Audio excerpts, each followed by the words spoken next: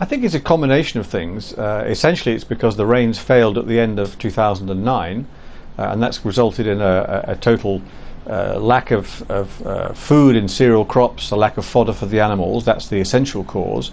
But it also is a cumulative thing from the effects of climate change, creeping desertification, the Sahara, if you like, advancing southwards into other parts of Niger, and some other issues like lack of investment in agriculture, which is a common problem in many parts of the world at the moment, something we need to reverse, and also perhaps population growth. The population in Niger is growing very fast. So I think all these things have come together to create a crisis which is more severe than in 2005.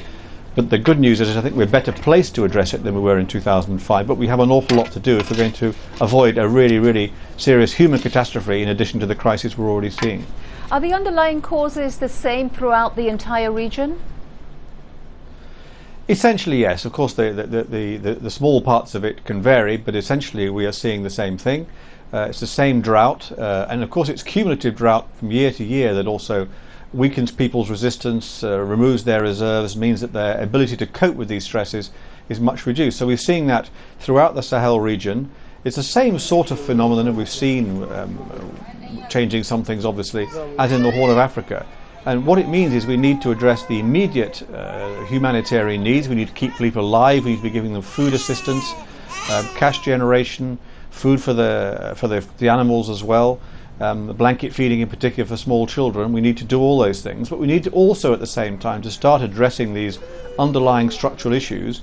Otherwise we are condemned to repeat the same cycle endlessly and at more and more frequent intervals in the future, and we must avoid that at all costs. How important a contributing factor are regional food prices which have been soaring in that area?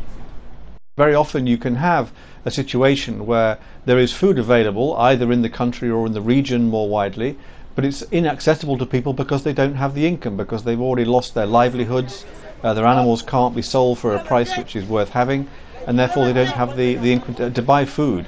That's why we have to have a graduated strategy. Where there's really no food, then we need to provide food. Where there is food but people don't have the income, then we need to provide cash in one form or another, or vouchers or cash for work, something which enables people to buy the food. But the prices are a function also of the scarcity. Because there's a drought, the food prices are high, and therefore again you get a cumulative effect which is leaving people in very, very disastrous situations. And we have something like 10 million people, I believe, who are at risk. How is the international community prepared for this?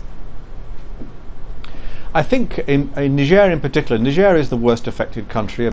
I think we have some things in our favour. We have a government which is much more ready to recognise the extent of the disaster and ready to work with the international community to address it. Secondly, we have a network of nutritional feeding centres, therapeutic feeding centres, which date from 2005 in the last crisis, which are there to address the worst of the malnutrition amongst young children. I saw something of that for myself when I was there a couple of months ago. There's a lot of malnourished children in very sad condition coming into these centres, but at least they exist. We have the products, plumping out, and these amazing products these days which can transform the prospects of children very quickly. We often hear how regional conflicts can be triggered over a scarcity of resources, for example, water.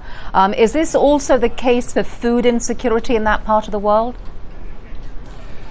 Well, of course, that can be a driver of conflict, and one of the things we're worried about is that climate change and these kind of food insecurity crises may drive more conflicts and may drive more migration in the future. We're not actually seeing that happening in this part of the world. It's certainly happened to some extent in Darfur and perhaps in other parts of the Horn of Africa too. In this area, what we're seeing not so much conflict driven by these things. There is conflict caused by the presence of Al-Qaeda and other elements of drug trafficking and so on, but that's not particularly linked to food security. What we are seeing here is migration. People are moving to get away from these terrible conditions, and they're moving to look for work, to look for income, and they're going to northern Nigeria, for example. They're going even as far afield as Sudan to look for work, to find something for their families to live on.